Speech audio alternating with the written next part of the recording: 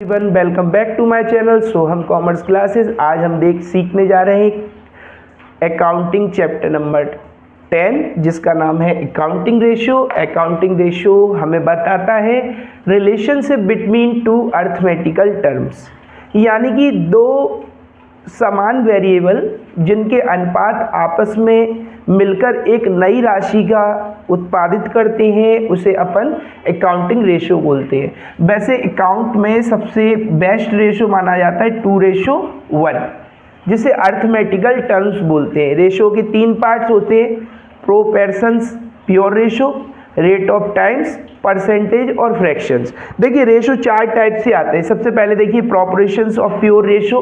Pure ratio में हम हर चीज़ की रेशियो एनालिसिस करते हैं। रेट ऑफ टाइमिंग, कुछ चीज़ें ऐसी होती हैं जैसे डेटर्स हैं हमारे, वो हमारा पेमेंट कितने टाइम्स में करते हैं तो वो टाइम्स होता है। परसेंटेज में हमारी कंपनी का जो परसेंटेज है वो अदर कंपनी से हम क्या करते हैं, अदर कंपनी से हम उसका डिफरेंस लेते हैं। डिफरेंस के बाद में परसेंटेज निकालते हैं।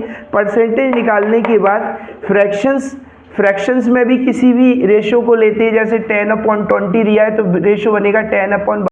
इसमें देखेंगे भाई एनालिसिस दिया हुआ है। एनालिसिस में 2 पार्ट्स में इसे डिवाइड करेंगे, एक तो होगा क्रॉस सेक्शनल, एक होगा टाइम सीरीज। क्रॉस सेक्शनल में क्या होता है, हमारे डेटा को हम दूसरी डेटा से कंपैरिजन करते हैं या वर्सेस में रखते हैं कि हमारा डेटा क्या है, हमारे प्रोडक्टिविटी क्या है, दूसरे फर्म की प्रोडक्टिविटी क्या है। टाइम सीरीज में हम पास्ट डेटा और प्रेजेंट डेटा का कंपैरिजन करते हैं। जैसे कि 2013 में हमारा डेटा मान के चलिए 10 लाख था, जो प्रेजेंट में जाके 13 लाख हो गया, तो डिफरेंस करते हैं। तो बेंचमार्क्स में अपन देखेंगे एक तो पास्ट रेशो, इसका हमें एनालिसिस इसलिए करना पड़ता है कि पिछले साल की तुलना में इस साल हमारा कितना प्रॉफिट रहा। सेकंड आता है ratio of similar firm industries average.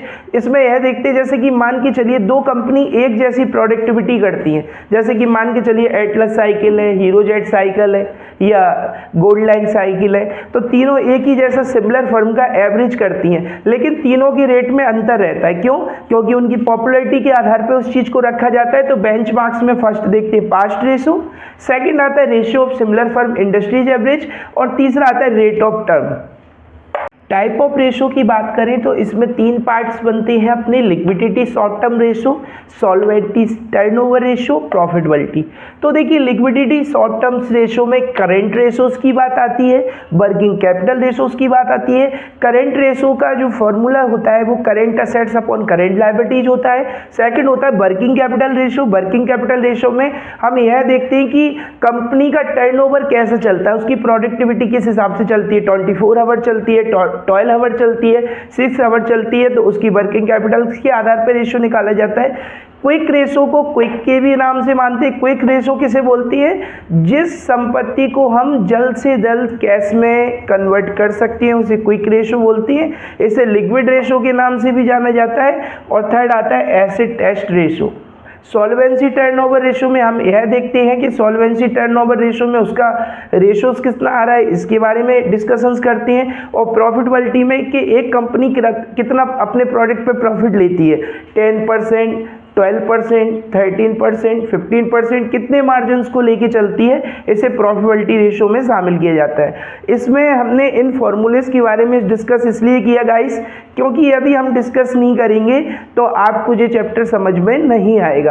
इतना आप जब नोट कर लेंगे इसमें, इसके बाद मैं अब थ्योरिकल पार्ट्स को आपको कराने जा रहा हूँ जिसमें फॉर्मूले भी आपको लिखने पड़ेंगे, जब भी ये पूरे तरीके से फॉर्मूले अपनी तरह से पुट होंगे। क्या तात्पर्य, तो लेखांकन अनुपात 2 या 2 से अधिक राशियों के जो संयोग होते हैं उनसे मिलकर एक नई राशि का उत्पन्न होती है, उसे लेखांकन अनुपात कहते हैं, जिसके अंतर्गत तरलता अनुपात, शोधन क्षमता अनुपात, क्रियाशीलता अनुपात, लाभदायकता अनुपात को शामिल किया जाता है। सेकंड क्वेश्चन बनता है गाइस, स्वामित्व अनुपात किसे कहते हैं।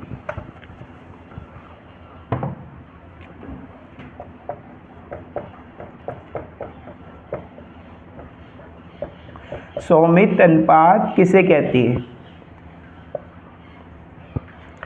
तो इसमें सबसे पहले लिखेंगे कि इस अनुपात में स्वामी की समता एवं कुल संपत्तियों का मूल्यांकन किया जाता है। उन संपत्तियों के मूल्यांकन के आधार पर स्वामित्व की गणना की जाती है, इसे स्वामित्व अनुपात कहते हैं।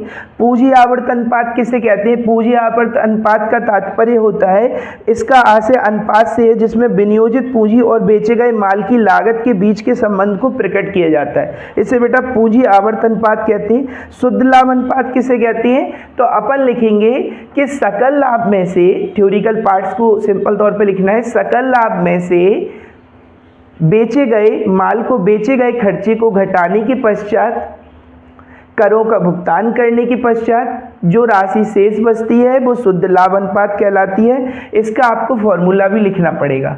शुद्ध लाभ अनुपात का फॉर्मूला देखिए क्या होगा भाई। तो सबसे पहले अपन लिखेंगे शुद्ध लाभ अनुपात बराबर कर के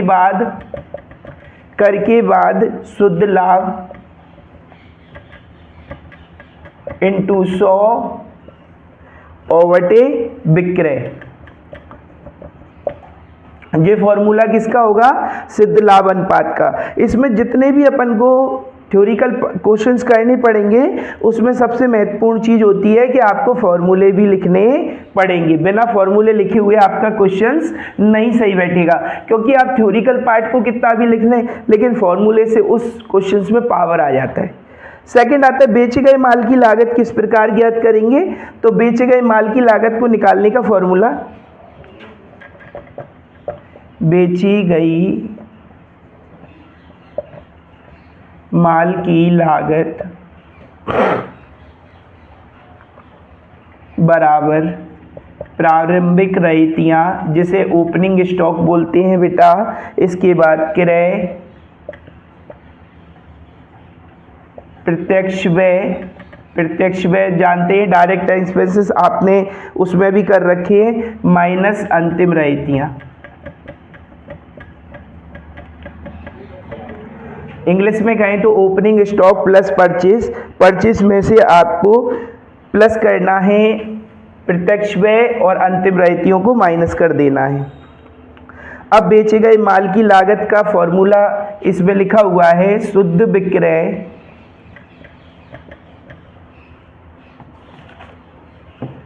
माइनस सकल लाभ। चाहें तो आप नोट कर सकते हैं, आपकी स्क्रीन पे दिया हुआ है, आप इस फॉर्मूले को नोट कर सकते हैं। अगला क्वेश्चन आता है बेटा, क्रियाशीलता अनुपात किसे कहते हैं? कौन सा अनुपात? क्रियाशीलता अनुपात। क्रियाशीलता अनुपात, तो इसके बारे में समझें। तो क्रियाशीलता अनुपात वह अनुपात कहलाता है जिसमें संस्था के उपलब्ध संसाधनों का हम कुशलतापूर्वक उपयोग कर रहे हैं या नहीं, उन कुशलतापूर्वक संस्था के साधनों का उपयोग करके जो निकल के आती है उसे सकल लाभ अनुपात, उसे क्रियाशीलता अनुपात कहते हैं। जिसमें संपत्तियों के आधार पर वस्तुओं की, तो सकल लाभ अनुपात की सहायता से शुद्ध बिक्री के आपस के संबंध को पता चलता है। नंबर 2, हमारे अंशधारियों के कितने प्रतिफल है उनकी जानकारी प्राप्त होती है, और कंपनी की लाभदायक क्षमता का पता भी सकल लाभ अनुपात के माध्यम से चलता है। चालू अनुपात किसे कहते हैं? तो बेटा देखिए, चालू संपत्तियों का अनुपात ही चालू अनुपात कहलाता है, जिसका फॉर्मूला होता है चालू अनुपात बराबर चालू संपत्ति बटे चालू दायित्व, जिसे current assets upon current liabilities कहते हैं। और आइडल रेशो जिसे बोलते हैं, आइडल रेशो 2:1, ये रेशो आइडल रेशो माना जाता है। इसके बाद अगला क्वेश्चन आता है अपना, औसत वसूली अवधि किसे कहते हैं? औसत वसूली अवधि, देखिए आज के टाइम पे हमें जो माल बेचना पड़ता है वो उधार ही होता है, और उधार माल को बेचते हैं तो जो माल हम उधार बेचते हैं उसके हमारे देनदार बनते हैं, जिन्हें डेटर्स बोलते हैं। तो डेटर्स को एक टाइम दे दिया जाता है कि आप अपना पेमेंट 15 डेज में करेंगे, 20 डेज में करेंगे। ये कंपनी की टर्म्स होती हैं, कंपनी जैसा टर्म्स रखती है उसी के हिसाब से तो हमें औसत वसूली रेशो निकालना पड़ता है, जिसे बोलते हैं औसत वसूली रेशो, जिसका फॉर्मूला होता है औसत वसूली अनुपात बराबर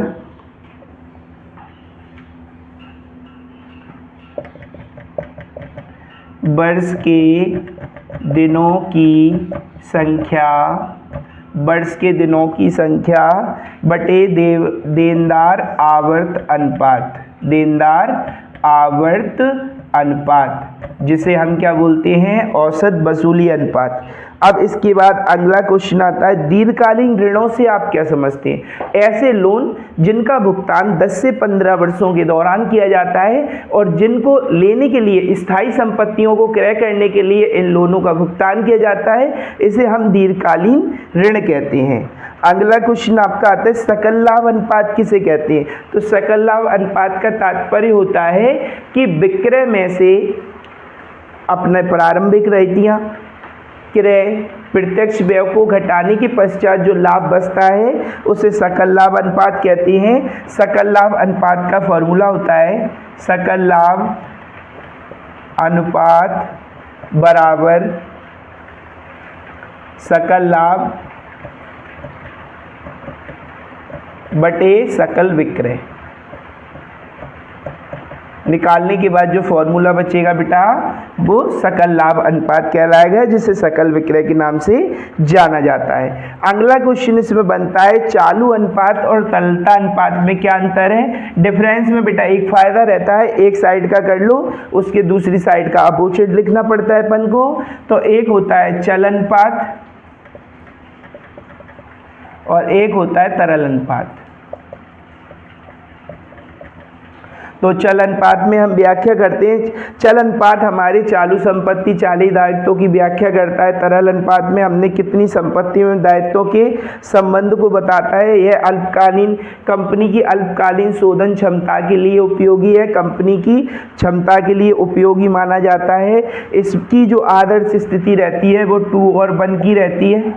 जो आदर्श स्थिति है वो से 2 और 1 की कहा जाता है। इसकी भी आदर्श स्थिति एक समान ही रहती है, जिसमें इसको 1:1 के रेशियो में भी हम सम्मिलित करते हैं। अगला क्वेश्चन आता है, लेखांकन अनुपात के उद्देश्य क्या होते हैं? वित्तीय पूर्वानुमान लगाना, भविष्य में हमें किस वस्तु का क्या रेट रखना है और भविष्य में हम उस वस्तु का रेट जो भी डिसाइड करके चलते हैं वो वित्तीय नियोजन के आधार पर रखा जाता है। 2 कंपनियों का कंपैरिजन आसानी से हो जाता है, 2 विधियों का कंपैरिजन आसानी से कर सकते हैं। नियंत्रण क्षमता का भी पता चल जाता है, प्रबंधकीय योग्यता के बारे में भी जानकारी हो जाती है। जैसा कि हमने लास्ट चैप्टर में डिस्कस किया था कि यदि हमारा विभाग में जो भी डिपार्टमेंट्स कमजोर है उस डिपार्टमेंट्स को हम मजबूत करने का काम करते हैं। यदि हमारी मार्केटिंग स्ट्रेटेजी सही नहीं है तो मार्केटिंग स्ट्रेटेजी को सुधारने के प्रयास करते हैं। यदि हमारी फाइनेंस स्ट्रेटेजी अच्छी नहीं है तो उसे सुधारने का प्रयास करते हैं। लेकिन अकाउंटिंग रेशियो का तात्पर्य सिर्फ इतना होता है कि हम कम से कम लागत में अधिक से अधिक उत्पादन करके उपभोक्ताओं को जो वस्तुएं हैं वो सस्ते दामों पे उपलब्ध कराएं। देखिए बेटा, इसी के साथ इस चैप्टर को हमने फिनिश कर दिया। इसका जो थ्योरिकल पार्ट्स था वो कंप्लीट हो गया है। यह वीडियो आपको अच्छी लगी हो तो प्लीज़ लाइक, शेयर और सब्सक्राइब करना ना भूलें। थैंक्स।